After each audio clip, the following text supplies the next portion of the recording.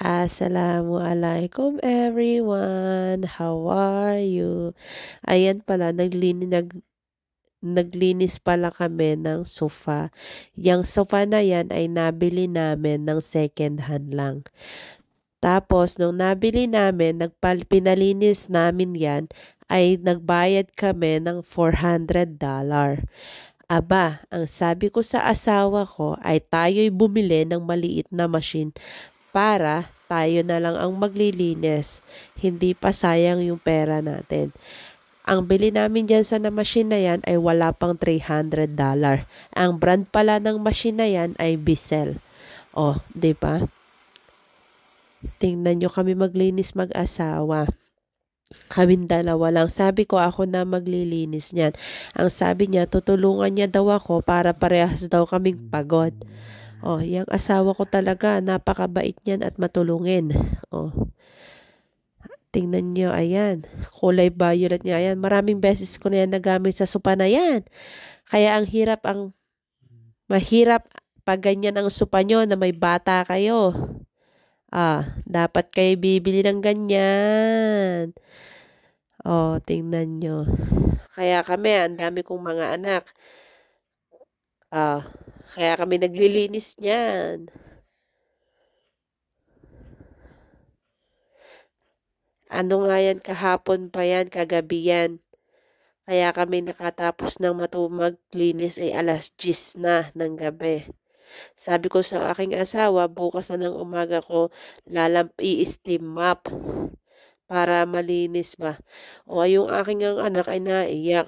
Ay inaantok na kasi yan. Hindi pa kami tapos. Kaya binigay ng aking asawa sa aking isang anak. Siya na lang muna maglaro. Ayan, malapit na kaming matapos. Sino ang tumapos ng laban? Ayan, pinapatulog ko nga ang aking anak ko. Inaantok na yan. Tapos, nag-aano kami dyan mag-asawa. Kasi nga, sabi ng asawa ko, bakit daw hindi nakakahigop daw ng tubig? Ay sabi ko, baka nga madumi, edi hinugasan niya. Tapos sabi niya, hindi daw nahugasan at lahat-lahat, ay hindi pa rin daw nakakahigop.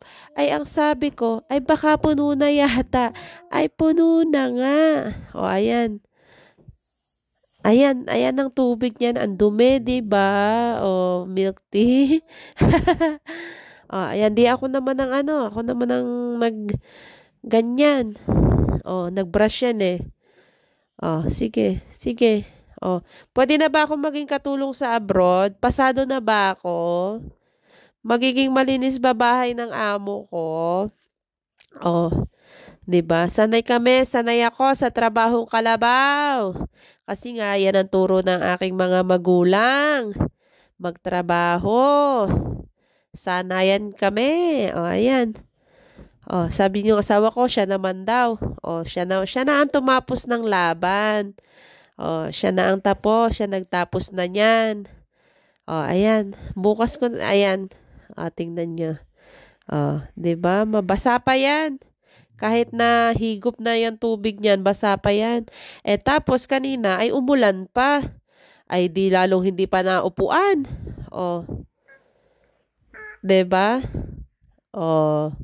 Ayan. Hinihigop niya yan eh. Maliit lang yung machine na yan pero maganda. Ayan, inililigpit ko na pala yan kasi nga tapos na at natapos na ng aking asawa ang laban. Ayan, tingnan nyo naman yan ngayon. Ayan ang itsura niyan. Diba? Ayan, na-steam up ko na yan. Ayan, umaga na yan ngayon yan kaninang umaga. Yun lang, assalamualaikum, jazakallahu khairan. Follow mo naman ako. Bye-bye, salamat!